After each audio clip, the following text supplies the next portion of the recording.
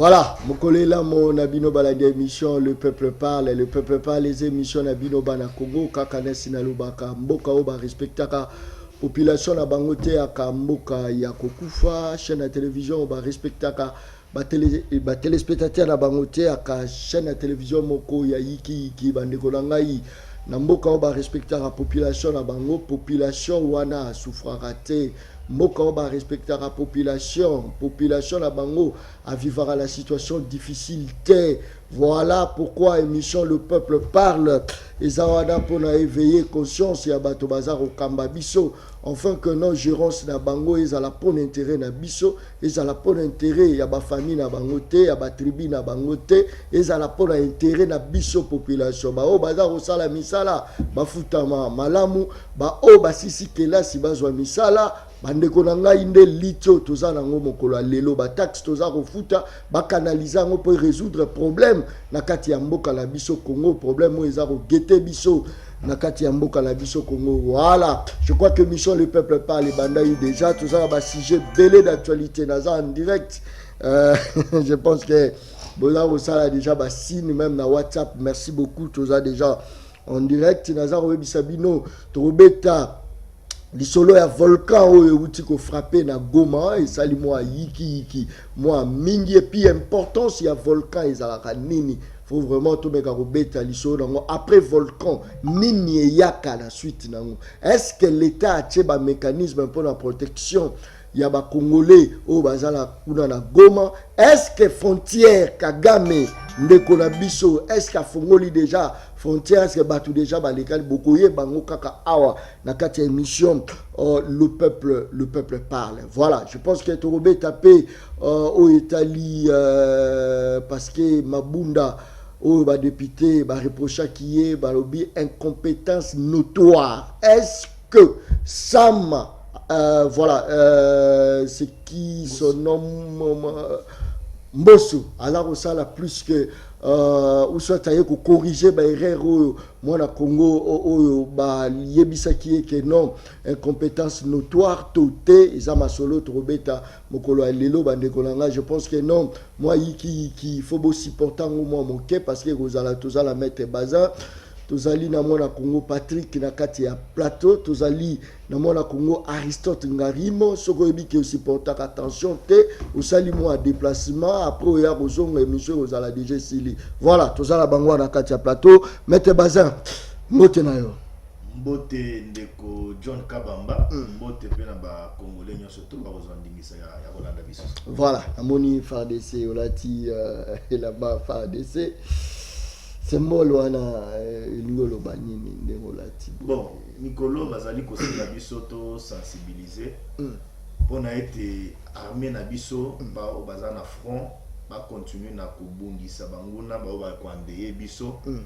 Et puis état de siège o tozali ko traverser et pona été mapinga na biso ba mona été peuple congolais azana simana bango biso bandeko ya dynamique le changement c'est maintenant tozali ko kambape tozali pe bato ya regroupement politique FDC tozali na simana bango na mwana mboka modeste bati lukobo yangonde bolati bwa biso ilamba oyo pona kolakisa appui et puis nazali ko pesa yo message John ozoyo kaiti non armée na biso zo kende na kobotola banguna nyonso wana to ba localité oyo babandaki ko occuper na époque oyo ba ressources bazaki na pouvoir.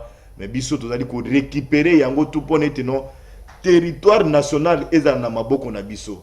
C'est ça ko protéger l'intégrité territoriale ya biso o tozala comme de quoi. Parlons ngolo banini ke Kabila protéger avant ko bercer ba rebelle mais bino boyo ko repousser ba rebelle, c'est ça. 147 groupes armés Kabila tiki la biso na mboka oyo. Tango azo ya na pouvoir a kuti 22.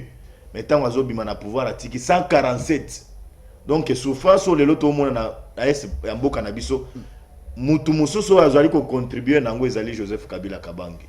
Donc YNDP ayaka na mwanda tant papa na ya ye azui pouvoir aye ko libérer biso alors que libération ezalaki ne pona mwana aya kozwa bozuwi lelo baza nango ebele mais bakeyi rien n'empêche biso de continuer ko se battre pour être no Congo ezala libéré totalement.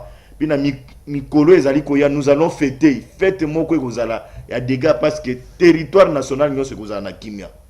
Très bien, merci beaucoup. Je crois que Aristote Ngarimo, habitué à l'émission Le Peuple Parle, voilà comment mbote na yo. Mbote ndeko John, mbote na ndeko Bazin, mbote na ndeko Patrick. L'équipe technique dans laquelle on appelle ce mbote. Merci de nous rappeler que sous na tongo alelo. Bien que ça il faut l'avouer, lobby on avait un agenda moko manifestation moko ya makasi. Makasi concernant toute la grande province orientale. Toutes les têtes couronnées de la province orientale, au Bazarana institution parlementaire, qui a une grande manifestation dans le groupe GB, où on a qui convié, on a travaillé presque toute la nuit, mais je me porte à merveille. Travailler pour l'intérêt mini, parce que vous avez le pouvoir pour payer. Non, en fait, est-ce que vous travaillez pour l'intérêt mini? C'était tout simplement, ils allaient rassemblement, il y a ténor, tout il y a grande province orientale, comme vous dit. Je suis là de la province orientale, où il y a 4 provinces. Et c'est là que on a pu réfléchir par rapport à venir la province d'Abisso. Parce que tout le monde a ministre, vice-ministre, député, sénateur, et même directeur du cabinet à Samalukonde, il est de chez nous, ainsi de suite. Il fallait tout comme élite de réfléchir calmement par rapport à la province d'Abisso. C'est qui a pris le temps, j'en profite pour saluer tous les notables, toutes les têtes couronnées de la province orientale, comme retrouvaille, et je suis heureux. Bon, dès qu'on a la mingi pèse sur malamu telelo parce que on a les retard, on a qu'on l'a de très près makamozo le kana Goma. Oui, bi Goma wana ngai na fandi. C'est comme on a introduction parce que on a les actualités. Mais est-ce que les autres que non regroupement la binose à danger to qui allait à Tundu azaro senga vraiment dialogue boulokani entre Union Sacrée na FCC. Est-ce que les autres que non vous êtes en danger vu que vous gérez qui et puis il faut pas ça la suivi na bino et on vous a reçu na dialogue. Non, je toujours na scène normale hein ils a bon ndeko so ko discours propos ndeko Alain André Atundu aza ko expliquer kama ko isolé il dit que ceux qui te commun à telle date ceux te commun à 2023 parce que nous sentons nous ne voyons pas organisation signaux forts. Vous avez possible de croire que l'élection en 2023, ce que nous voulons, ce qui est l'élection en 2023. Dans le cas où on arrive en 2023 et qu'il n'y a pas d'élection, qu'est-ce qu'on va faire? Il faut réfléchir à ce sens-là. Terre politique, force politique vive. Nous ne voulons pas de ça. Ce sont des hypothèses parce que signons tout le monde en côté. Donc je salue aussi le président Corneille Nanga, Wazagi Nabisolobi na réunion, on a eu le temps d'échanger parce qu'il est aussi mon grande orientale. On a dit dans le cas où il n'y en a pas, on va réfléchir dans le contexte.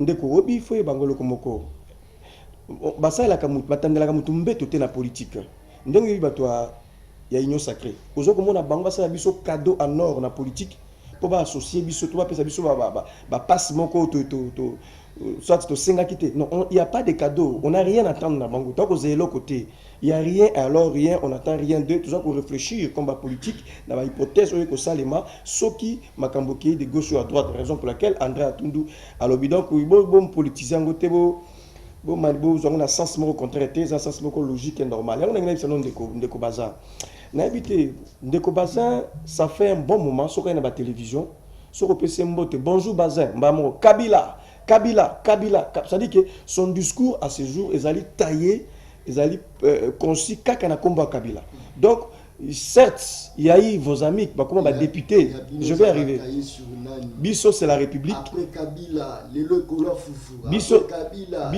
et Kola Foufou ça combat Moutouté après Kabila c'est-à-dire à moins que je me trompe et que Kola Foufou puis il y a Thompson qui s'est allé comme Moutoumé de Kobaza à moins qu'on protégeait finalement alors les Senga na loba donc de Kobaza je sais pas qu'est-ce qui l'anime à ça qu'on s'inspirait wapi Mkolo or inspiration les a mabé a changé tout de suite parce que ce qui est foutu qui bateau à l'époque comme député Namboko pour Kabila ça ne tient plus Kabila n'a plus le pouvoir n'a plus l'impérium. Ça ne sert à rien qu'on revenir vers Kabila. Oui, 18 ans. Et après, est-ce que le pays allait s'arrêter à 18 ans? Il faut continuer. Parce que vous avez les leviers du pouvoir. Vous avez le pouvoir. Continuer à offrir aux Congolais la politique, le programme, l'intérêt général au Canada. Donc, laissez Kabila parce que ce n'est plus à l'ordre du jour. Kabila a fait son époque. Il faut remodeler le discours.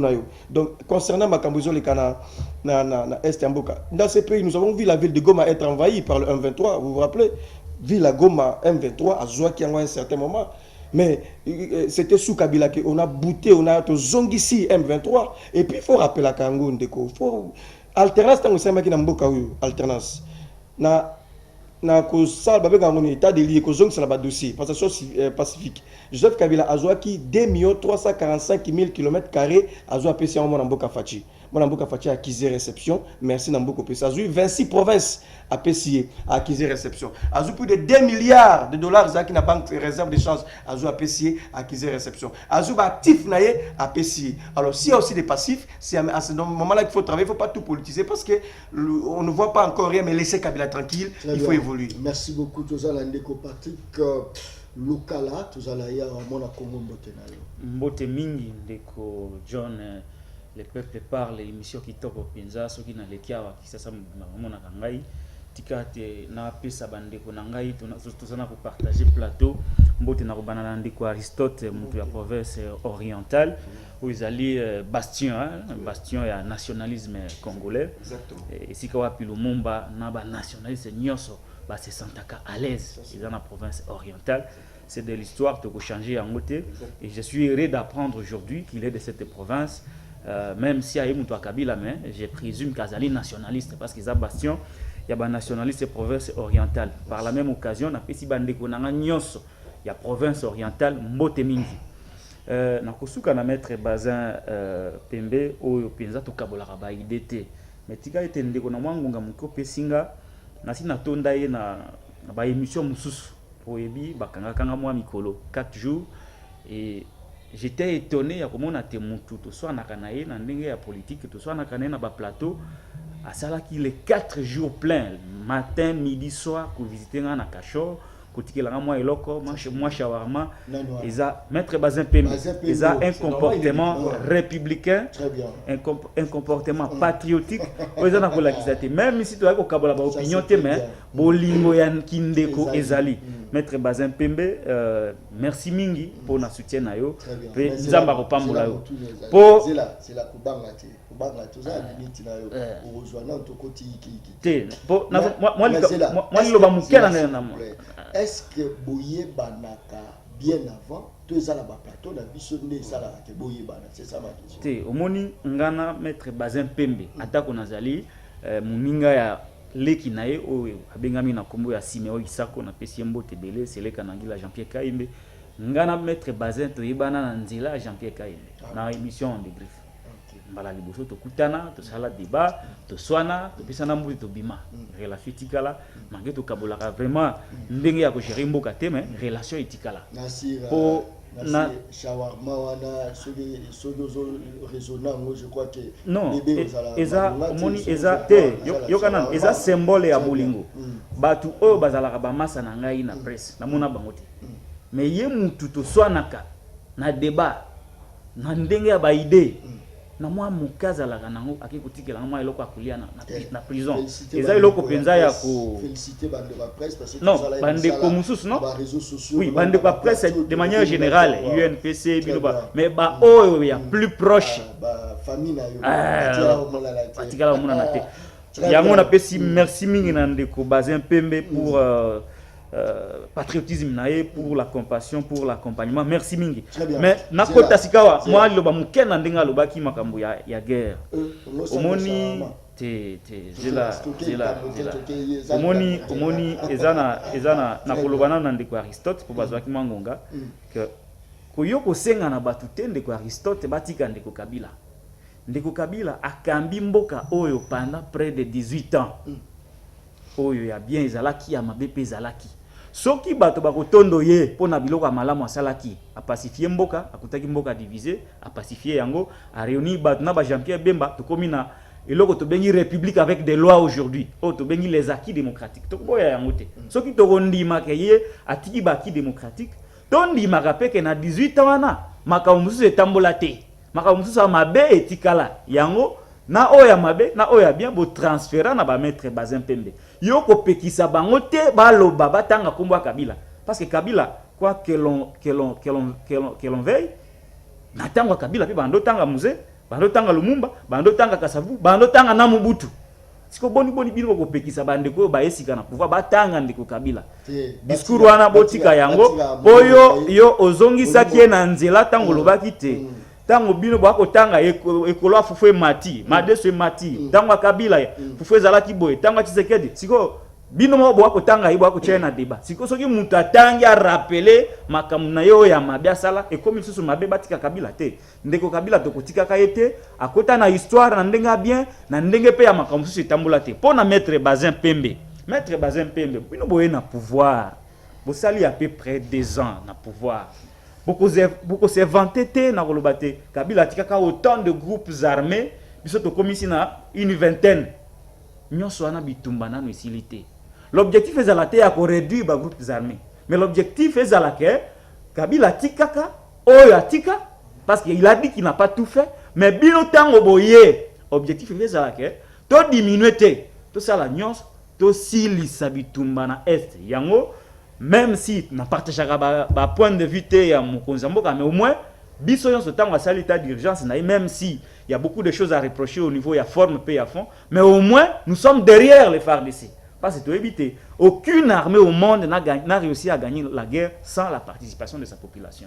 Et yango nangana zongi sapena mwa kamwa nanzela koto muta pouvoir akala koto muta pouvoir amikoloyo ngana elo arbitre na katikati. S'il vous plaît, tala na caméra sur lelo Félix Tshisekedi alobi ke ba moyens zate pour l'organisation ba élection yo proposer nini en dehors ya ba élection tout rapidement. Te ngana ko proposer eloko te mokonza mboka yebi ye moko ndenge toyoki na ba information to zwaka yaki ko lobana Lubumbashi ke élection ko zala mais entre temps azai ko consulter na kuku bactère politique pour na schéma ya glissement ezala na 2023 ba ko se servi kaka na eloko oyo ya soki ba juriste ngana juriste te ba benga ngo soki jurisprudence oyo ya keno mokonzi mboka soki élection zate akotikala ka te mokolo ba ko sala élection pour na passation de pouvoir oyo kuru apesaka na ndeko Kabila yepe ako se servir na eloko wana parce que dans 2 ans et demi ndeko Tshisekedi azana ba moyen te ya ko changer mboka yango akoluka mwa ngonga moke abongisa ba moyen poti ayeba na koluka ndenge nini ya kozwa deuxième mandat yango discours politique ezaka élection kozala pour calmer un peu l'opinion mais au niveau ya mutema na kati ya mutema yebite azana ko entreprendre ba consultation pote akende na logique ya glissement avant kende yango akozana posa ya légitimité ya accompagnement ya acteurs politiques ezala bato Kabila yango moni bakongo lo ba dialogue et pas bato Kabila omoni bato même na opposition ono to vanda kaka Martin Fayulu kuto a proposé eloko ya dialogue pour na ko réformer ba institution donc schéma wana nde mutu ekozala appliquer au cas où au cas où tozui ba moyen te ya kosala l'élection to kokira na dialogue na glissement c'est qui est mauvais parce que na kala IDPS abandai ko luka kaka ba organiser ba élection IDPS abandai ko boya glissement mais comment on a te lelo na ndenga kuku bazali ko sa ba démarche à glissement eza vraiment mabe pouvoir oyo comme pouvoir ya bato à pouvoir eza pouvoir à peuple. Merci beaucoup maître Bazin motula na eza boye pourquoi ba congolais bango moko bazo sentir impact ya bonne gouvernance ya Félix te parce que les lots Félix a bogi seli bango mboka biloko kiti insécurité silinyo Félix a osana posa te que non ba communicateur ba le kabalo ba ke mboka bongi et la population ye moko ko se transformer na ba communicateur pour ye moko leka à communiquer. Qu'est-ce qui fait que aujourd'hui population sentir impact ya gestion ya Félix te? Merci beaucoup Ndeko John na zaliko yebisa na ba congolais boye na kolata Joseph Kabila ti jour peut-être à cause de la devant zozi na yeba sambisi balobe ke no azali no sabatiki wana na kotiko lata ye et tant que Kabila sambisa mina no tenga na kolata ye pourquoi on ozo tumbola Aristote nazo na tumbola Aristote nazo pesa ba congolais histoire les lobiso nyonso tout tozo loba tozo chachane contre Rwanda na o etaleli rapport mapping pourquoi ba wei bato bakufa to se rappeler na bado bakufa wana bakufa na ba contexte nini ba boma bango na auto bengi massacre Kabila pe a une part de responsabilité to yebi makambo akamwe na tsapo Kabila c'est sous le régime de monsieur Joseph Kabila Kabange na moto abongo na olata ete ndeni toyebi makambo ya fausse commune ya Maloko. C'est sous le régime de monsieur Joseph Kabila Kabange. Na lata été nini. Na rappelé yo makambo ya nini ya ba Rossi Mukendi. C'est sous le régime ya Kabila. Kapangala c'est sous régime ya Kabila. Arma Tungulu ya bato ya Kufa, c'est sous le régime ya Kabila. Massacre ya Makobola, c'est sous le régime ya Kabila. Mais moto bongo na olata été nini. Na olata été nini. Na kolata été jour ba kosambisa. Parce que ceux qui to luka ete bao ya maping ba sambisama. Rwanda a répondre na ba responsabilité na mais ndenge to épargner de Joseph Kabila. Mais attention ça ba loi où ils ont protégé l'ancien président de la République ne kolanga mukuna belela tie akina na ovana bandale yebi yango quand même yo pongo ça quand même litwana attention Ndeko John Mobeko ba oyo bazwa kango ba kokipe kolongola yango. Il y a une infraction moko to bengi infraction imprescriptible. Yango ici la valeur te no ina ko loba bongo. Et si la ravale, et si la rangalate. Donc, ezala total, même à etikali une minute avant Zambaya. Akosambisa yana batonite wa Kabila wana. Amata kita kosambisa. Très bien. Bina bombengo nyozo toza nango na kati ya mboka. Tozonga so na impact ya gouvernance ya Félix et pas ya population. Oyebi liboso ndenge to kende boy. Na lobango avec assurance. Congolais a occupé les sous ba politique n'était pas Aristote Boyete a occupé bangote parce que bien-être naïe cause à la résolu situation sociale naïe et cause à la résolu Congolais a occupé les sous télévision T au ba politique ba au sein en télévision T Congolais a cause à la rakama mi date à ba élection pour respecter la constitution accueillir à voter à zongi naïe. Le Congolais n'aura pas besoin de tout ça. Il faut laisser le temps. Tout est en train de se préparer. Il y a combien de temps pour... Non, c'est ça les mains. Combien de temps? Non, parce que nous sommes prescrits dans la constitution, délai. Il y a un mandat à monter, ils ont prescrit. Il faut dire combien de temps pour transformer. Parce que Kabila, la Kakabiso, 5 santé, modernisation, la Kaimaramebel, tu as bimia, tu as modernisé, même pas mis toi, Congolais. Autant que Bino Boza, ou la Kaboro, ou la Kabiso, Tino Wapi. Biso Toko la avec preuve, avec volonté. Toko la avec preuve, avec volonté. Ni na oloba, oui, mais Boso to bando kende. Ma pona mi sali mina katambo Congolais bisoté. Tu as comme président Azawa na fana nae. Na saka fufu na ndako. Na saka loso na ndako. Na bido mafuta, mwana zo kende kela so fele. Mwana na université azo sala ba recherche na yo fele. Azo asilabis na yo fele. Ako s'intéresser sur la président de la République. Et au cas où la élection, bon sambongo, ngana kena voter atikala, nde liboso to kende. Ngana lo avec assurance. Parce que non mon volonté zali. Et na ko yebisa Congolais, oui, tous allez ko souffrir, mais tous à la pio. Bondimi que vous avez souffrir. Mais na izala, est-ce que mboke c'est bongi? Merci. Non mais je l'ai dit en âme conscience, non. Merci pour la sincérité. Sincérité zandenge ni na sincère. Effectivement. Mboke koki ko bongani s'il vous plaît. Et que pas ses alliés. Ça peut la noter. Mais justement,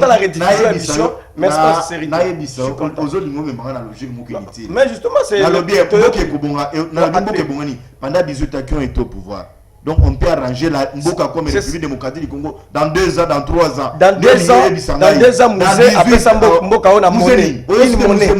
2 ans. Congolais aux Zarango. Il y a un espace à 2 ans. 2 ans. James Kabaré maintenant yena aya eza muzete ko tordre histoire té les alliés fait mission pédagogique il faut expliquer peuple 2 ans alliés belé na zo exemple moko frère congolais aux on a pas choix et ça le mec n'est pas à 2 ans soit calme zala calme tanga biso baba parce que ko ya bakasi tanga biso avancer tout n'est aké pas nanga na noter Aristote ozo citelenga musée wana tu sais que c'est par honte cette rébellion que nous avons le na Katiamboka.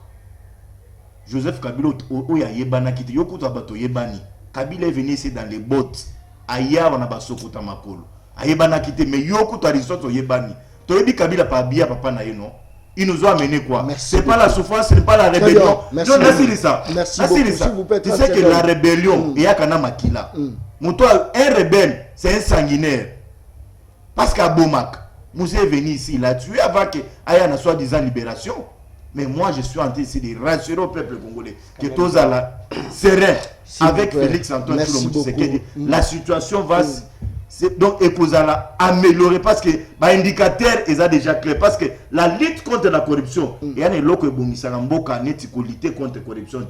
anti-valeur John toujours le balai tous à la claire aux sentir quand même que l'on a Kinshasa motoko bimako kende bien même que toi na couvre-feu azonginda kutar que kuruna ko déranger les autres tout le monde a kuruna ba ko pesa on salade ce sont les efforts la gratuité de l'enseignement ce sont les efforts pour pacifier les oui ça peut boiter ou pas mais on a en train d'y aller mollo pour pacifier parti à S nabiso babastion ou rebelle abane ko occupé pour que nombo cannabis à la kimate les lots bazali pour récupérer c'est quelque chose qu'il faut encourager ce n'est que dans la mauvaise foi il y a homme politique les bango bazomona nyonso tout noir très bien mais moi je suis merci confiant beaucoup. Que certaines choses vont changer merci beaucoup là.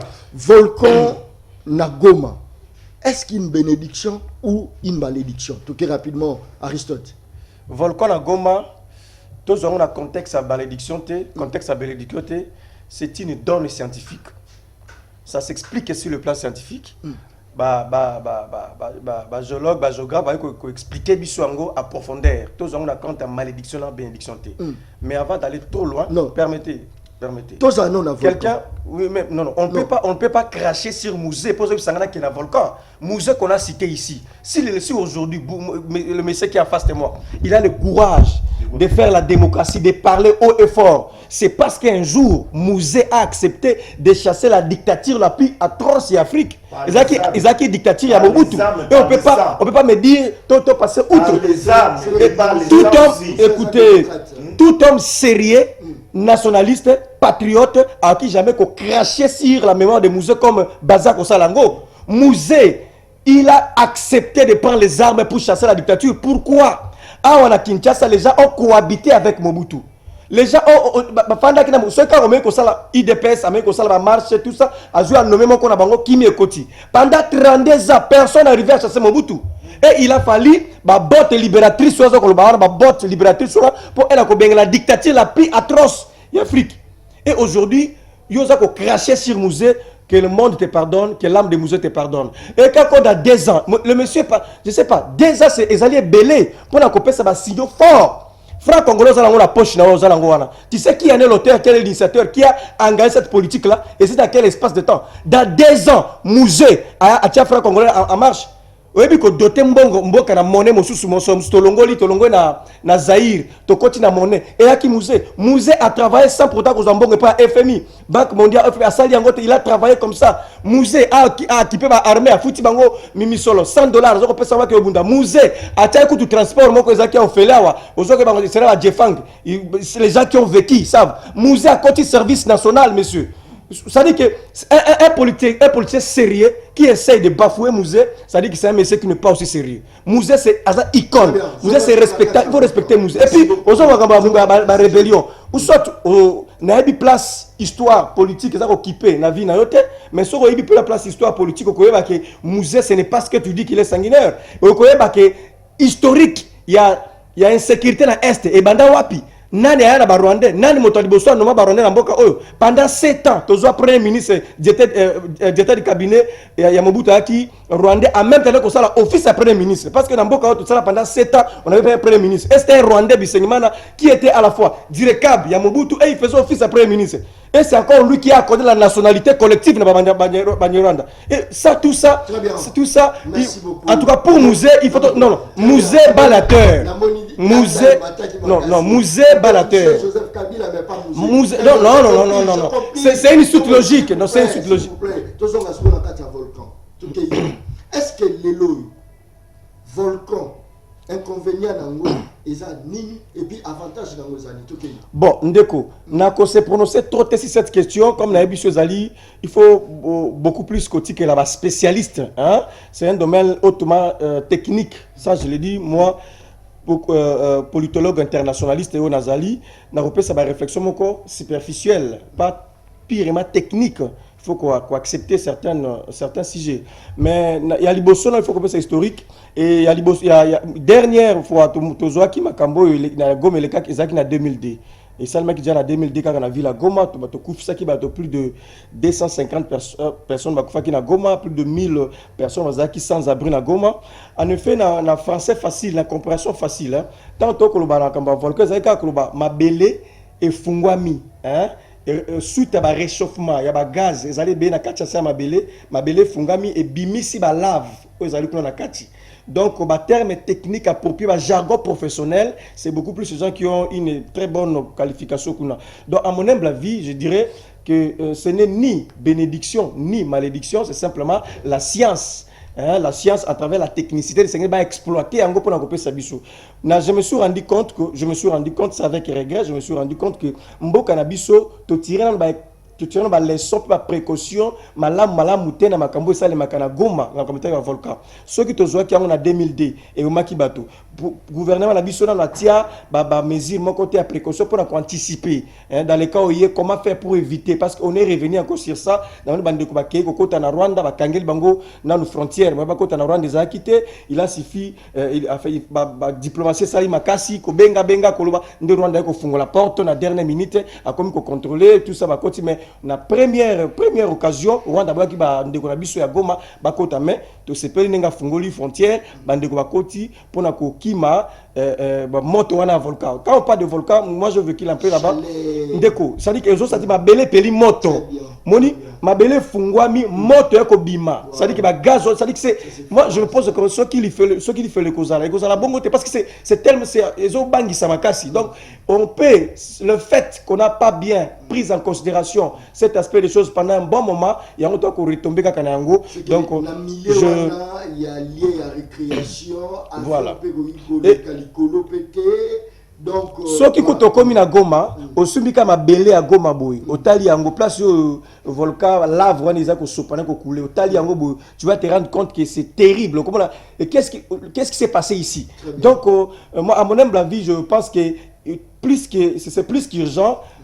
Koziambo Kanabiso, scientifique Nambo Biso va réfléchir pour comment encadrer parce qu'à la longue, ça peut aussi, encore une fois, mais notre frère, qu'on appelait notre frère, notre frère, Kagame, notre frère. Non, mais justement, ça dit que Batoazo, Batoumoura Lobby, je crois qu'il est basé par le Bakiamou, ce n'est pas il faut à quelqu'un de proche de lui. Abiso qui se compte répondant qui Kagame vigoureusement, tant qu'on manque qui biso, na makamutali ba massacre, ceux qui te kota qui conflit na e, ah lelo oyo, volcan kuna na est, na Goma, et Panzani bande ko bakepa na ngesu ka ndenge nini, surtout qui na conflit to bebanaki. Non, de Kagame azali obligé à koyamba bande ko wana. C'est-à-dire que azali obligé non seulement na non assistance à personne en danger, mais azali pas obligé parce que c'est un pays voisin bande ko azali zinga bango poacha bango wapi soki azana. Voilà. Non, espace des agents qui va continuer à plus de 5 000, entre 3 000 à 5 000 Congolais, ndé va continuer déjà kuna pona ko. Azali obligé parce que biso to yambaka bango na 94. Biso kutu bango ba kota awa génocide salé pas la bango. Ba yé pas la biso communauté de so bendoli biso to yamba bango débit ya makambo bana kili na est na biso. Donc c'est un peu ça. Je peux me prononcer là-dessus. Mona Congo Patrick, qu'est-ce que tu veux le Félix c'est un don de Dieu. Na omona ba biloko yo sama parce que ba bien après volcan la babilo mo ebima kuna ba richesse ba minéraux ba bilo ebele ebima wana ese to ba ke Félix Tshisekedi pouvoir na eza na ba signe moko eza kolakisa ke non nzambe aza wana azo se manifester tout rapidement. Merci mingi ko John mais liboso na yanola na mutuna wana libisanga penza na zonga lisusu na makambo ya ba polémique au musée au sisi mais nalingi na rappeler pour la mémoire collective na yebi maître Bazé aza intellectuel monene na ndeko Aristote soki tutangi na kati ya histoire ndeko Lumumba na ndeko Kasavubu na ba père nyonso ya indépendance ba pesa biso lipanda c'était na ki oyo ba congolais ba yebi etikala na mémoire collective Mobutu aye malgré mabe na ye aye kotika eloko ba bengi unité nationale lelo même si cette unité est menacée par des velléités au toyebi na kati ya mboka mais au moins totikala nango. Et l'avantage à Musée, c'est quoi? Musée a fait face à une dictature. Nayango n'a corrigé, pendant l'ombango, pas pour corriger, mais au moins, Kouchama Ramnanzila. Ndeko Aristote alobaki non, l'opposition à Kinshasa n'attend la dictature, à qui n'a ma coquité à Kolongola Maréchal, et cause en ango vrai. Mais au moins, cette opposition avait beaucoup travaillé pour l'affaiblissement du régime. Nayango nde sikoyo tango musée aye tellement que l'opposition avait travaillé la psychologie de la population était déjà disposée à koyamba n'importe qui à cette époque là et ngai za la maître bazin ngai za la yonanga balinga ba yamba biso tout simplement parce que la population en avait assez grâce au travail de communication des luttes qui étaient abattues par l'opposition, et je cite ici Etienne Tshisekedi Mulumba avec tous les pères de l'opposition. Mais tokoki peut te kondima ke maître bazin a jeté de l'opprobre na mémoire ya musée. Vraiment. Hein? Parce que même si tozana bitumba politique, mais musée est resté dans la mémoire collective de Congolais. Les services nationaux oyo bino batu bako soutenir tata mukonzi mikolo bako kumisa. Ils parmi baki au musée tikaka. Vision zaki nango, vision ya auto prise en charge, il y a détermination, il y a développement ya mboka asala eloko wana tout simplement pour prendre en charge ba congolais na makambo itali libumu na bango. Et à l'époque, c'était l'initiative de musée. Yango na continuité à l'état Ndeko Félix Tango a commis a relancer les services nationaux où Kambami Lelo par le général Kabuki. C'est un acquis des musées. A rappeler Makamba Mbongo. Est-ce que ça va que musée ça na ya poche na ye tous les équipes ga mbongo mboka ndolanga. Na lobi tozolo ba musée a été le roi père de famille. Tozolo be la musée parce qu'il a géré l'état. Ça pour rappeler ce que baki. Na ngonga wana j'étais encore petit. Je me rappelle le temps où a franc congolais parce que ça ba indicateur et ça là que ba linga musée. Tant où a franc congolais Bafutara, ma mère, 150 francs congolais. Et cet argent nous a aidé à retrouver vie. Une enseignante de son état a charge ya famille na yemo bimba. Pembongo etikala ebele na katiandako. Donc, musée pour libérer le pays. Parce que l'opposition n'avait plus de moyens, même si on avait affaibli le pouvoir. Musée a pu faire des accords. Musée a fait des accords. Musée a fait des accords, y compris avec les Rwandais, les Ougandais. Mais tant que Musée a commis Awa, parce qu'il fallait atteindre un objectif, tant qu'il a commis Awa, il a dit, vous m'avez aidé, il y a libérer Mboka. Je ne peux pas trahir mon pays. La fameuse phrase n'est jamais trahi le Congo. Bozonga et panabino. Oyebi awana kisasa ndenge batumbaka ba Rwandais au niveau ya Tchango. Yango musée atika la mémoire collective tozana marché à liberté. Donc babilo kwana musa kozana mabena ye. Mais tango akufa et que ba congolais ba tchaina mémoire collective. Mutu mokote azali na droit ya kofinga mémoire na ye. Eza kwa mutu alamuki lelo na tongo abandi kofinga Etienne Tshisekedi wa Mulumba. Nani yango akosa likambwana? Mais tokolo bateke Tshisekedi akina mabete, akina mabena ye tellement il a convaincu la mémoire collective, mutu mokote par respect akola mukabandi kofinga ye. Ça détruit même l'histoire du pays. Est-ce que lelo en Afrique du Sud mutu akofinga Mandela? Est-ce que Mandela était un saint? Donc, Batouana, ce sont des icônes. Voilà, il faut respecter. On a hostile, ça n'a pas Italie volcan. Na kotu na autopé ça awa. Na suka ki na musée pour na baki. Na zope ça ko baki à Joseph Kabila. Moi je ne suis pas kabiliste. Kabila a réunifié le pays. Kabila a doté l'État d'une loi fondamentale au maître Bazar pour défendre. Kabila a doté l'État avec des institutions. Kabila a fait l'alternance démocratique. On appelle ça qui pouvoir Nandegonaye Félix et Antoine Tshisekedi Tshilombo. Depuis Kabila Ke, ce qui est lobby 3 jours après, 2 ans après Tshisekedi a tiki pouvoir. Akinini Batwakotika la Nango pour la mémoire de Félix Tshisekedi Tshilombo. Jusque là, et j'ai aimé la sincérité de Maître Bazin. Oh, il y a lobby que il est là qu'on a échangé.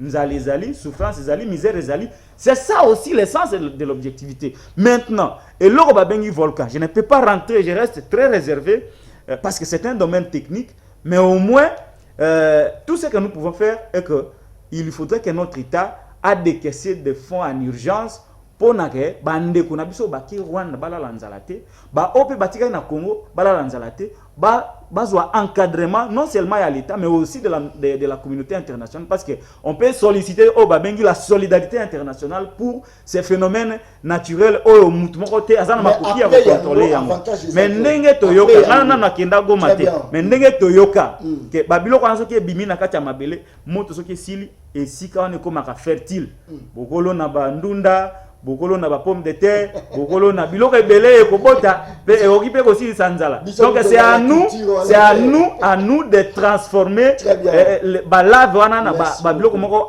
ya ekosunga mboka pour même pour na nzala même pour na ko exploiter ba biloko parce que les laves là ceux qui to expérimenter yango et robot ta biloko ebele. Mais malheureusement, je ne sais pas quel budget on a alloué à la recherche dans ces pays depuis que bandeko basé bana pouvoir. Est-ce que le ministère de la recherche na kati ya mboka oyo misolo boni ba pesi yango parce que ba mboka mikolo comme ko évoluer na recherche ne te vendre ba réfléchir ba sali ba recherche ba sali ba prévision. Mais est-ce que pouvoir yande ko mettre bazin ba pesi combien na budget au maigre au bazan nango ba pesi combien na secteur ya recherche pour te ba exploiter ba explorer ba là pour na ba qu'est-ce que nous pouvons tirer comme bénéfice par rapport na eloko ba bengi. Très bien, maître Bazin, rapidement mablobonga monayo, il faut maintenant expliquer biso est-ce que Félix Tshisekedi azana yombo to ezaka nini? Félix Tshisekedi époque de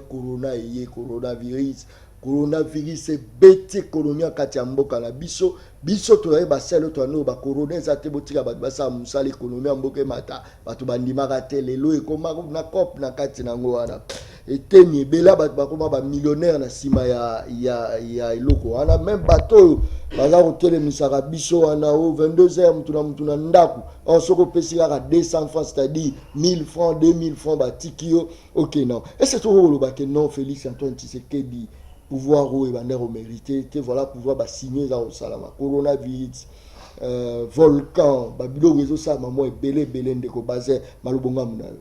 Merci beaucoup ndeko John et ko salanga passe na moteme belé soki bandeko bazolinga ba comparer lit ya musée na lit ya Mandela. Est-ce que oui na ya fait Etienne Tshisekedi on a question na ngati nazo ya question na ngati nazo ya na question na John nazo ya na question na okay. Na rappeler na bandeko Patrick na ndeko Aristote que on peut aussi gagner dictature par les stylos, par la volonté populaire sur le peuple derrière vous. C'est ce qu'a été la lutte de fait Etienne Tshisekedi wa Mulumba. Azaki na possibilité à bengana Mobutu na Minduki, mais il n'a pas voulu toucher aux armes parce que avant qu'on respectait le peuple naïe, il y a aussi ma makilate. Mais Mouzé est venu na Minduki. C'est pourquoi je l'ai appelé sanguinaire. On va comparer Mouzé na Mandela. Tu peux mettre, s'il vous plaît. S'il vous plaît. Savez-vous que Mandela pas. Non, juste argumentaire n'apporter un élément détail. Mandela aussi avait exploité la branche armée. Moi je t'amène dans cette histoire a fait Etienne Tshisekedi. Même avec Kabila les fils, il a pouvoir. Il a appelé à un mouvement insurrectionnel par peuple là. Tout bien na Kabila n'a pouvoir, mais il l'a pas fait parce qu'il avait des réserves. Il faut respecter le peuple naï. Donc et à tous ces besoins comparer Bango c'est une dichotomie là sur le plan la comparaison. Ça ne se fait pas et ça ne s'explique pas. Au côté qu'on compare Bangote. Et je continuerai à le dire. Mouzé Laurent des Kabila, c'était une phrase crue. Oh, il y a Bisabiso, non, n'a jamais trahi les Congo. Mais lui, son fils aujourd'hui, il a trahi les Congo. S'il vous plaît, c'est là. Bon, si on tombe comparé à Félix, Etienne Tshisekedi, Naba Mouzé, Naba Mandela, pendant que ces gens-là ont dirigé les pays, mais le fait qui, papa Etienne, Yazari Kara, ministre, premier ministre, il n'a pas pu diriger, gérer le Grand Congo. Par rapport à Nini Bossa, par comparaison. John, au habitant autour de la lutte politique, thermomètre est à peuple. Peuple no ibaketi no moto peuple balingi à partir à la réaction à peuple. Au habitant peuple bobi mana balabala peuple abimi na balabala sans que ça ait solo. Il y a un monde to comparer kapona ko lakisa lutte ya moto. Zaki lutte moko noble.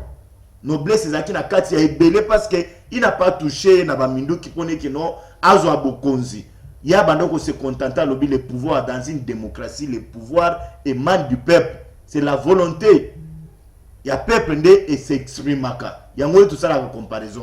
Donc, les lots, par défaut, bande quoi Aristote, ça n'a Patrick, ça la comparaison. Mais moi, je reste ici mes bottes que nous a même la mission de guerre. Et il est parti, paix à son âme. Dans un respect, mais il est dans la lignée, il y a pas sanguinaire. Est-ce que c'est une malédiction pour le président Félix parce que fait au précédé droit au lac que non coronavirus est volcan est tombé na babiloko ya bateau to que l'état la biso a responsabilité pour azom c'est la bateau bien na bango. Est-ce que le loto lo ba que ba signer ça au lac que non élection a été Félix Mutune munda gagner kiango. D'abord on a lingui na rappeler na ba congolais que c'est Aristote a lobby et ni bénédiction ni malédiction. Non, c'est une bénédiction. Comment ça? Tout ce qui émane de Dieu, c'est une bénédiction. Volcan, c'est une bénédiction sur le plan spirituel. Habité s'il croit, et volcan, c'est un milieu touristique. C'est un milieu touristique.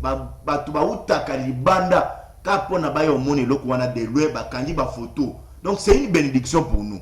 Mais peut-être bisonde comment encadrer place wana tout ça lango comme site moko touristique influent na katia monde. Donc ils a place moko place bomengo ezali et Patrick l'a dit ba lave oyo bimaki place wana ya uno mona ka Goma kuna ba pomme de terre oyo uta kuna Goma eza pomme de terre moko kitoko nenge ba lave wana ile place oyo leki wana soki baloni une semaine c'est trop bo fulu ki moko ekoza la place wana jone ya dégâts et ba lave bimi wana selon ba scientifique mususu avec réserve c'est ezali biloko moko exploitable vendable même na mikili mususu ndenge salimaki bongo ba site wana il faut sengeli ba sécuriser yango parce que ba image on na utozwa awa na tongo awa ozongo na peuple azali kolona zo kanga déjà ba photo ba musuku to bazozwa bazali kutuna na ba mallette bazo tia on kati ya ba mallette donc c'est de la richesse. Ton négliger, ce n'est pas une malédiction. Très bien. C'est une bénédiction. Merci pour beaucoup. Pas compris. Congolais. Pour nous souki ça. Dès qu'on a gagné John Akoye Bissayo, l'arrivée du président Félix au pouvoir, c'est un soulagement. N'est pas français balbaka, un ouf de soulagement pour les Congolais. Parce que c'est une bénédiction pour nous. Nous étions na Kraka. Il y a famille Kabila. C'est ça son discours ces derniers temps. Nous étions dans... Voilà. Tu n'as que ça comme discours, mon cher. Mais toi, tu as parle un peu de la République. Mais moi, je parle un peu de votre politique. Je parle de la République, alors, non? Pourquoi Kabila? Mais pourquoi ça te choque? Non, pourquoi ça te choque? Il y a tellement de sujets. Laisse-moi aussi mon temps d'antenne. Non, je suis en train de répondre à la question du journaliste, monsieur. C'est pas toi qui interroges, c'est pas toi qui poses les questions ici. C'est même grave. Pourquoi ça te choque? Nous allons continuer à Koloba. Nous étions dans les craquas de la famille à Kabila. Voilà. Maintenant, là, tu as déstressé. Tu as libéré avec l'arrivée à Félix à pouvoir. Pourquoi? Le Congo, l'insécurité était partout au Congo. Mais Félix est venu aujourd'hui, il vous amène une paix. Sur le plan éducationnel, on est un peu déstressé. Moi, je continuerai à le dire de Konanga John. Et je l'ai dit ici. Merci beaucoup. Les politiques voilà. Merci beaucoup. Congolais pour se retrouver à l'aise. Nous serons à l'aise dans notre pays. Donc on la soulager de. Merci donc, beaucoup. Président Félix, voilà. C'est une bénédiction pour merci la République beaucoup. démocratique. Ça c'est très bien.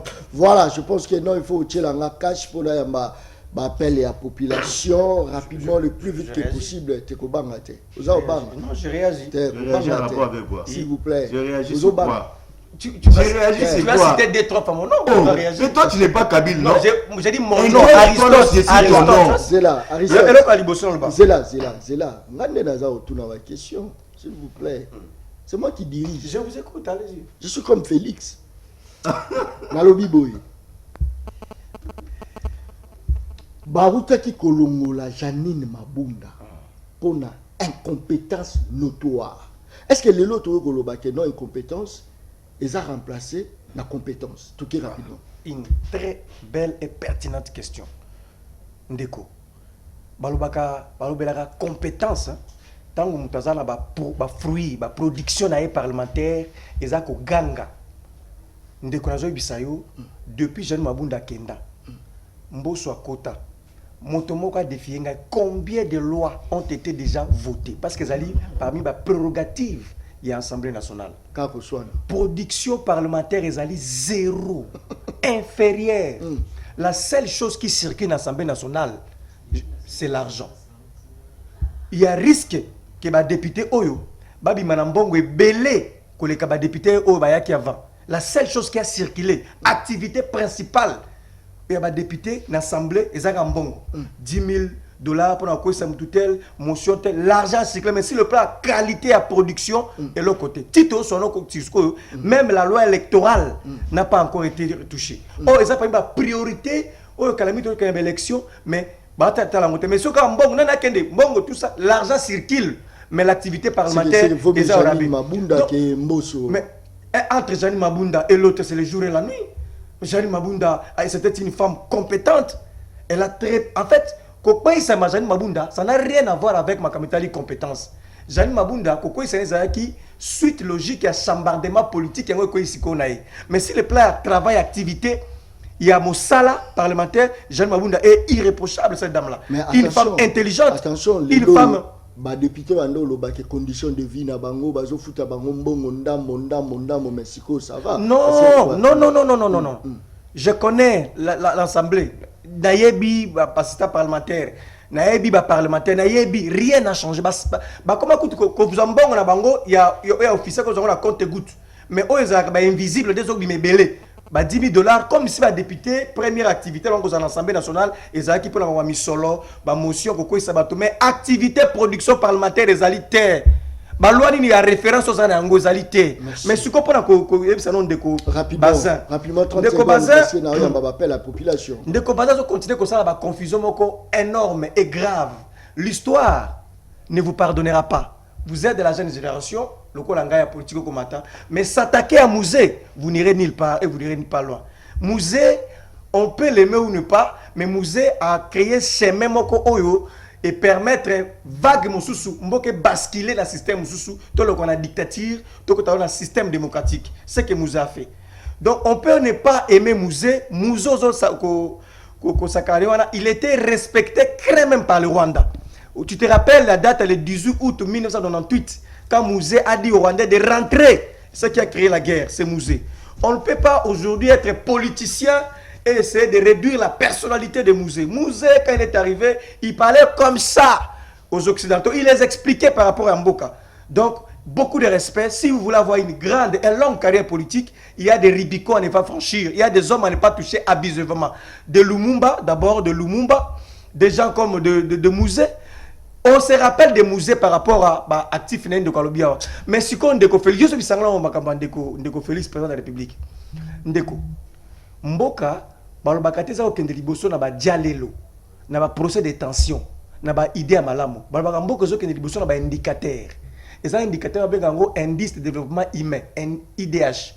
Et là ici ndenge moto alimentation saine, revenu à moto nenga zoka par mois, santé na nenga za kozwa nenga ko vivre donc éducation naie accès à l'éducation c'est pas Félix et ça tu ben dit c'est ça mais na ko zo kutu 2 minutes na pesa ngo na pesa ngo bazin IDH indice de développement humain les ali accès à l'alimentation saine accès à l'éducation accès à la santé les revenus annuels tout ce qu'on paye. Qu'est-ce que, en grosso modo, on va retenir par rapport à ça? Il n'y a pas une avancée. Donc, beaucoup de respect à Mouzé, beaucoup de respect aux gars qui ont vécu. Merci beaucoup. Très bien. L'être observatoire volcanique de Goma. Donc, Bandekwa Goma, Komelaka déjà gouvernement qui bazo sentir on dirait le na la lettre en goza moulay mona tangezate ba lobaki déjà depuis kala mais le la gouvernement bazwa ki bango na considération te yango le bande ko ba ko kima ba ke na Rwanda pour na okende ko bombama donc eza lettre ndeko eza li lettre et puis ndeko ça ma bénédiction malédiction azo ça ma bénédiction malédiction na makambu ya volcan ndeko ndeko yoka na lobi lettre bazin lettre attirer qui attention au gouvernement qui est tout ça na bokebi il y avait ninaza maloba bazin nazana maloba tika yo tika na loba mais lettre yango yo lettre yango yo et puis voilà alors pourquoi oyebisa ki ba gouvernement te obendek matoite ba tenir compte ngo oyebisanga bénédiction te na malédiction te na mboka yoka ndenge bandeko na biso ba ke 5000 na Rwanda wana ba kola libanda eza bénédiction voilà on va qui c'est les sous ba kola na libanda non lokola ba gérer qui batena qui quantité que volcan ko salva comment qui bango lettre gouvernement a bois qui si lettre wana ba de ko biso comme 7000 na Rwanda yo liko ebisa za bénédiction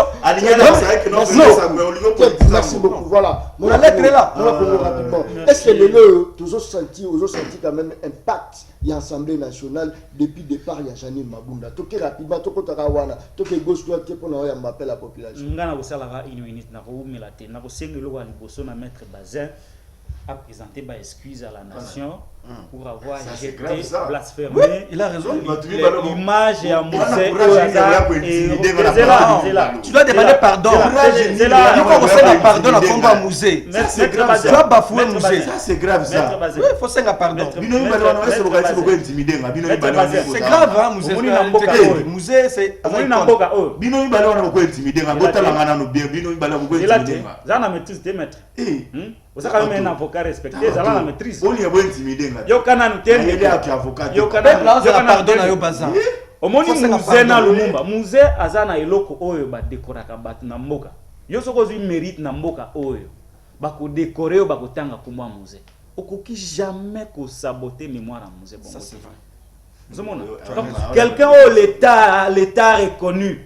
Après si statut à héros national. Yo ko saboter bon na bana bazolanda biso. S'il vous plaît, eloko wana senga pardon. Zonga rapidement na ba appel à population. Ona zonga na makambo Italie, Assemblée nationale. Omoni bato akabila oyo. Tukanisaka bazama be. Mais na tango na bango ya lobi ba loi ba no monana. Même si tu andolinga kabila te, ngaka pe na andolinga kabila te. Kabila aka mabe. Mais soki to comparer gestion à l'Assemblée nationale, ozui Kameri, ozui Aubin, ozui Bochab, oyo kozwa mabunda ko comparer na Mbosso, c'est le jour et la nuit. Mais baza bango nyoso bana. Nazo yebisa yo en termes de production, en termes de production. Omoni l'Assemblée nationale basala ka musana bango te lowa na présidence to batami na bureau tout ça. Bato ba monaka. Il y a des urgences dans ce pays. Il y a des urgences dans ce pays, non? Il y a des urgences. On a rejeté. Et là, on a Kangi Kaka. Et pas Mbosso. Deuxième personnalité à Mboka, après Tshisekedi des Mbosso, président de l'Assemblée nationale, a sali dénonciation. Parmi les députés à Est, les députés Moko bazana pour participer à un mouvement rebelle où ils ont déstabilisé Mboka. Donc, à sala dénonciation contre les élus. C'est-à-dire dans l'Assemblée nationale, na biso Mbosso aloba, ba rebelle et bazali. Mais entre-temps, qu'est-ce qu'il a fait pour na kocha hors d'état de nuire, ba rebelle ou bazana kati Assemblée nationale. Est-ce qu'un président de l'Assemblée nationale peut faire le travail de la société civile ko banda ko dénoncer tala façon tata oyo isenga ke ko sala bilanga ke ko pema azana ko boma mboka akomi mwana musala ya président de la République. Il n'y a plus ce qu'on appelle la séparation de pouvoir. Attends ko te complémentarité zali interinstitutionnelle, mais au moins akoma na libenga ya tata mokonzi ko ba komi ko instruire sala boy yango mo balingi ba lekise le contre Katumbi. Merci beaucoup. Et Mbosso a eu instruction ya ko sala eloko wana ya Chani contre Moïse Katumbi. Merci beaucoup. Et c'est grâce à la mutu moko boye au-dessus de la mêlée. Merci beaucoup. Comme Moukala ya président de la République. C'est honteux pour notre pays. Non, c'est grave. Bandeko singeli tout expliquer la population la vérité. C'est comme si bozo lingabo changer, bo falsifier l'histoire en Mboka. Singeli to yeba ba contexte nini tozo Mbosso aina pouvoir. To yeba contexte nini Mabunda aina pouvoir. Mabunda est venu na pouvoir sous coalition FCC cash avec un seul objectif, la non déstabilisation ya ba institution. Mais Janine Mabunda est venu, s'il vous plaît, Janine Mabunda yé abandi ko déstabiliser ba institution. A comment luka guerre na bateau na institution présidence de la République. Il y a lobby le communisme, c'est ce qui a amené la fragilité. Il y a coalition. Alors il ne faut pas me déranger. Tant qu'on a lobby, on a pression Mathieu comment déranger. Mbosso est venu na pouvoir. Est-ce que vous avez entre Mbosso et l'institution Moussou? Quelle est la mission de l'Assemblée nationale? Maître, les alliés. Quelle est la mission de l'Assemblée nationale? Alors, la mission. Est-ce que c'est la mission de la mission de l'Assemblée nationale? Pourquoi est-ce qu'on va prendre la députée? Et alors, pourquoi la solution comme ça? Production parlementaire.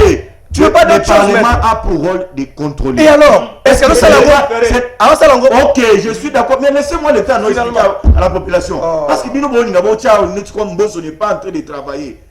Est-ce que au moment de déstabilisation Mabunda Yakenango, combien de ministres Mabunda a contrôlé à l'Assemblée nationale? Combien de ministres ont défilé à l'Assemblée nationale?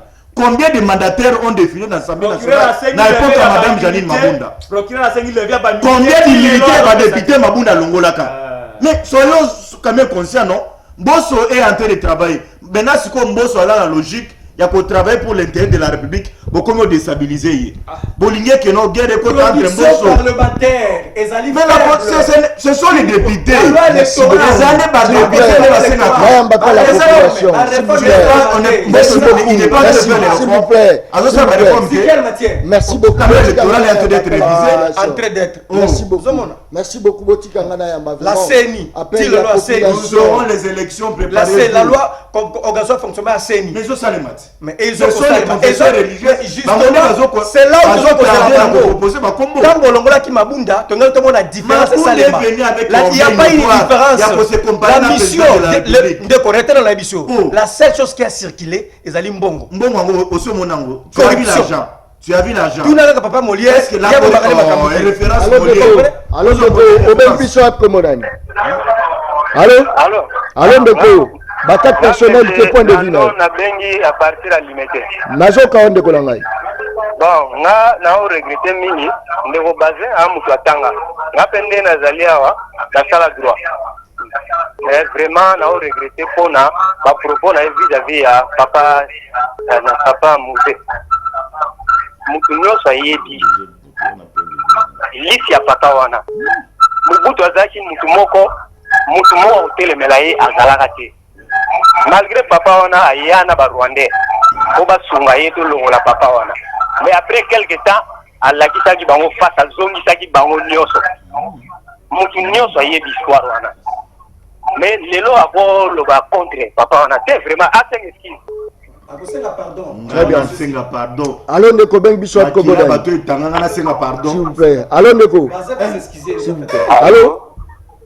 Oui, bonjour Ndeko John. Mbote na Obeng Bishop Komodani.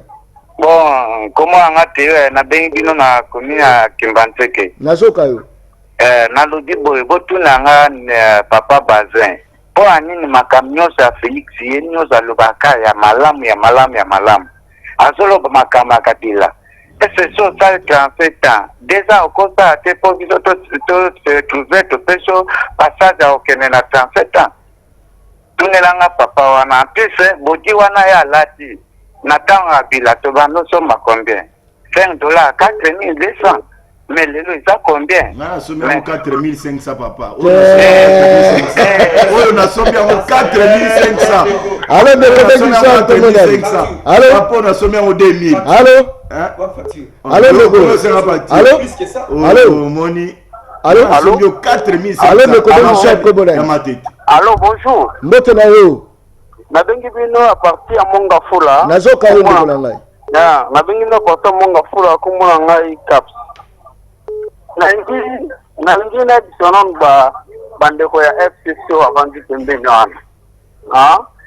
Batikana nuko déranger batu ko déranger batu parce que betu ba biso misusu bo tozana bakanda makasi.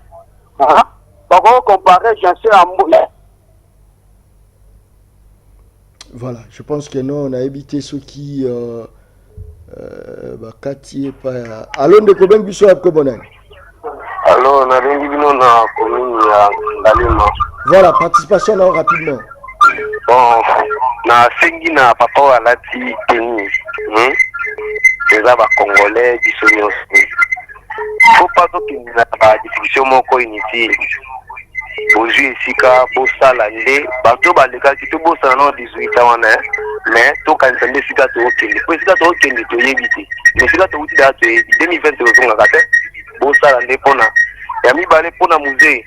Faut osenga pena pardon mpona musée parce que alesa so pendant 3 mois ya bino vi pendant 2 ans na ntomoni eloko bosala nde mpona baninga balekaki.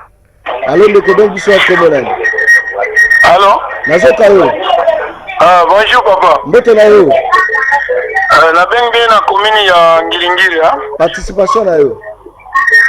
Ndeko nangi na loba omona mission na yo dès le départ ezalaka bien, mais niveau ya mondeti mutu ayide pesi wana oyo bengo tina plateau na ye nayebi te bobengaka ye po ya kosalaka débat ya Kabila asala boye Kabila aza mabe Kabila boye to bobengaka ye po asala analyse po biso peuple congolais tolandaka ozo ya tout moment ce kozana ye kaka banda kinana lobite lo kwa malonga te ya toujours kaka 18 ans ya Kabila 18 ans ya Kabila avant okoma ya 18 ans e bandaka na 1 2 3 ye wana nenga zana biloko nyonso mati fufu mati biloko nyonso mati mais toujours azokumisa kaka ndeko fonaka pe batu okoko bingela kabisa na plateau IDPS baza préparé te baza préparé pour ko critiquer za ndenge na bango. Merci beaucoup. Voilà. Je pense que non, émission Sili fona yamba Bebeto amata tsunami Bebeto amata na kata plateau. Merci beaucoup ndenge bondima ke invitation. Dernier mot. Émission na ngai émission Sili. Dernier mot zate. Non. Garantie na musée pardon. Ba apota aboma ba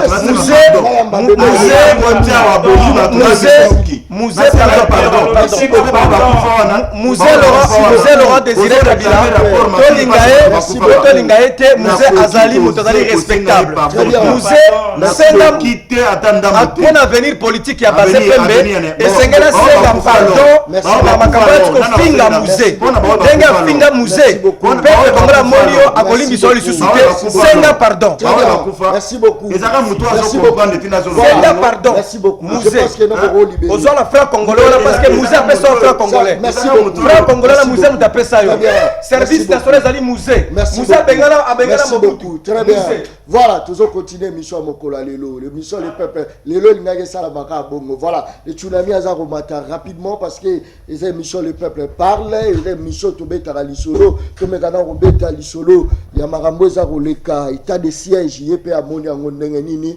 Mwana Congo, le tsunami bébé to mbote na yo. Mbote ndeko John Kabamba. Bonne santé. Tilangola nzambe mamno subito. Voilà, participation na yo par rapport à état de siège. Idée nini to likanisi nini robaksa likolo et loko wana tuki rapidement. Likolo et loko wana en tant que mwana mboka en tant que congolais, izana no sengo mingi ya koyeba bino lelo na ba TV ne pour kolanda biso o biso to oloba.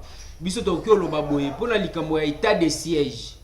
Tosengi soutien ya makasi ya chef de l'État na makambo o biso fondation bébé to le tsunami o bana Congo bazo senga président de la République soutien makasi za kolata ba pola FARDC balata ba pola FARDC mais soutien makasi za ko senga na chef de l'État asengela FARDC wana 5 mois o ezaki chef de l'État reçoit salaire na été mbongo wana okende pour na FARDC o ezaki ba ministre ba osimba ba salaire na bango te à fin du mois pour ekende na soutien ya solo ya FARDC o bande ko na biso bazombi na ba front lelo toyokaki général alobaki na RFI na tongo par rapport ya makambo ba FARDC na biso ba récupérer pe ba quelques territoires na biso ya o ezaki na ba zone de guerre bazo sala musala soutien biso tosenga soutien ya solo pour lelo to moni volcan et salami na Goma na volcan o salami lelo na Goma eza esengo mingi pona biso komona volcan wana pointe na koloba nini après volcan ezalaka na ba biloko ebele après volcan mabele komaka na bomengo ebele o ezaki bato lelo bazala bake pona service national bandeko na biso babengaki bakuluna eza temps ya bien ko soutenir FARDC wana solo bakino osala babilanga parti wana o volcan bimi bato bakendaki na service national o babengi bakuluna bakino travail kuna balona pe kuna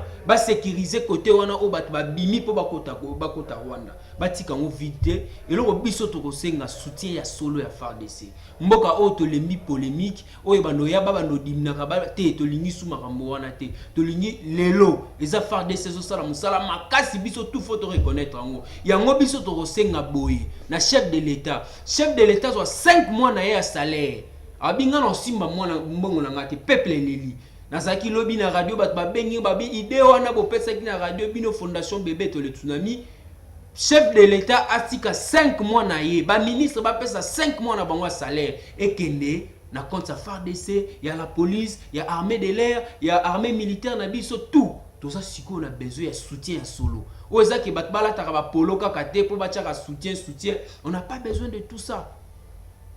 Le lobby to s'interroger total biso jeunesse to lobby on doit s'interroger on doit être spécifique le lobby ne kona biso ba kimi na partie est ba ki na Rwanda atande ba kangela bongo suka na mo basani ba koti to continuer à tenir discours moko espace on éthique à la vite to sengi bato bazo kende pour na service national bande ko na biso to benga ki ba kuluna lelo to benga mon service national ba kende parti wana ya est to tika ngo vite to kende na ba FARDC to on a besoin soutien ba technocrate to on a besoin de ba politologue to on a besoin ka ba FARDC na biso wana ba matisa FARDC mbongo to on a besoin ba cagnotte international. Est-ce que tu penses que l'armée peut produire des actions, des résultats Kakanabadon? Est-ce que tu penses ça? Papa, to politisé qui m'a rebellé dans mon canabiso.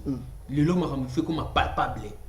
Et ça a raté que tout le monde politicien qui est politicien armé la biso et a la possibilité de créer service national. Le lot Koulouna, alors on a qui ça pour des ordres, créer service national pour que ça la ni. Na pourquoi bana formation, bana bilanga, ba osala misala. Ezati ke bakeba vanda. Ba osala misala na bilanga wana tout soutenir FARDC à solo. Il y a ezati ba espampier ba polo et ya FARDC ba lettre ko ba miser ba galerie. On n'a pas besoin de tout ça. On a besoin de soutien ezala total. Ya FARDC, lelo armé na biso. Il ngana yo singa na mona soda, mais tu bénéficier en tant que bana ba soda. Tu boka mi chez ba mère, ba maman botami moko mama sala akendaka chai na ville. Le lo bazan de Bukana, ba mama ba ote kate, ba mama bazolela. Eza ba mama bazaki na ba pango te ba ofutela. Ba o bazaki na ba problème. O tshaba na wapi na situation mboko ezali. Yango nga na osenga soutien ya solo ya FARDC. Eza te to senga ba mboka ba paya. Chef de l'État a bêta 5 mois le bingo no simba salaire nangate. Député 5 mois no simba salaire nangate. DG 5 mois no simba salaire nangate. On doit soutenir paye na niveau na yo na fondation na bébé tout tsunami et fort ni boza au sala pe pour soutenir FARDC. Et FARDC biso fondation bébé tout le tsunami et sa sensibilisation. Toujours les gars sensibiliser peuple. Peuple wana eyoka biso toza jeunesse. Bako douter na biso na jeunesse to tanga ki keles to kwa mutu nyonso to si ce qui peut keles to za bana ba soda.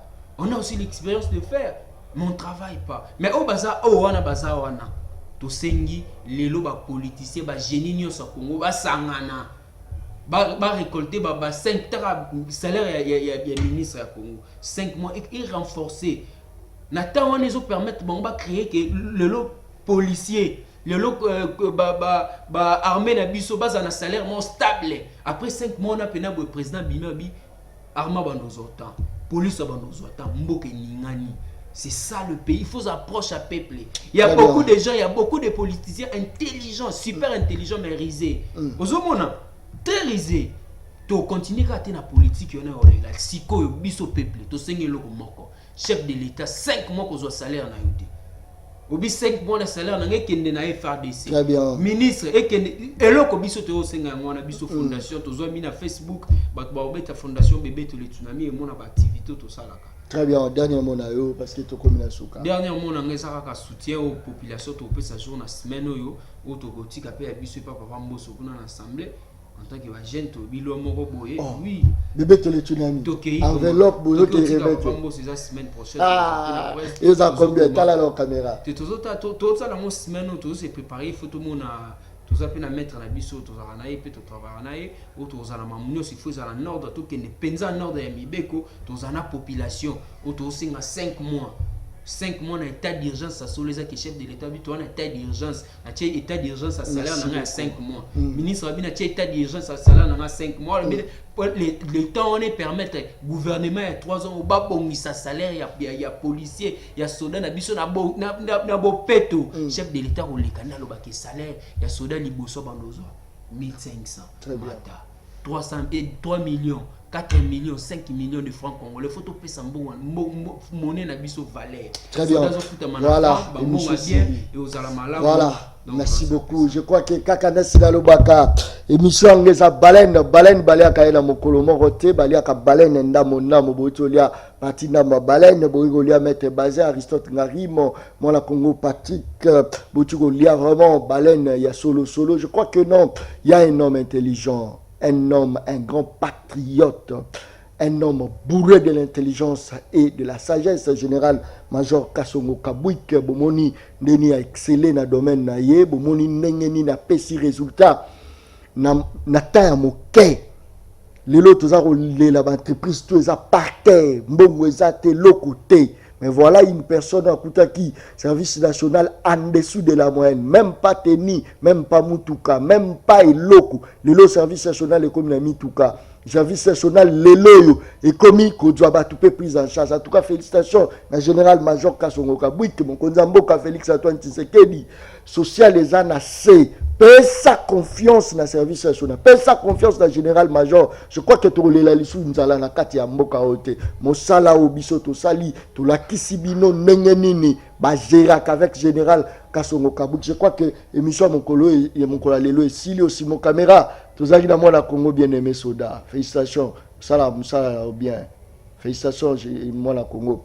Voilà, na régie finale tous qui dans la Congo RIS Pembe. Voilà, RIS Pembe. Tous qui dans RIS Pembe Moussali Sami Kitoro. Félicitations, c'est un grand régisseur professionnel. RIS Pembe n'a pas vraiment merci beaucoup à Arnabel na Irlande na PCP Mbote, merci beaucoup na Mona Congo Rité Siala, merci beaucoup na Jean-Pierre Moussé Sedili Konzi et monsieur Sili. Et monsieur Sili.